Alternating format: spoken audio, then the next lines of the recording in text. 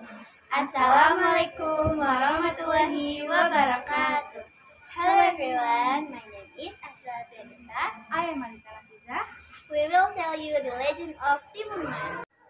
A long time ago, there was a beautiful girl named Timun Mas.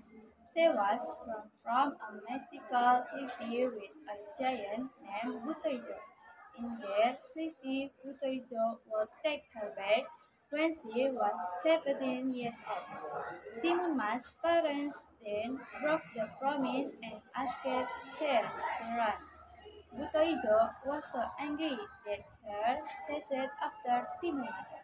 However, Timun Mas fight back by spreading the salt, shrimp paste, and also cucumber seeds. The cucumber seed turned into a forest, the salt turned into a sea, and the shrimp paste turned into suction mud.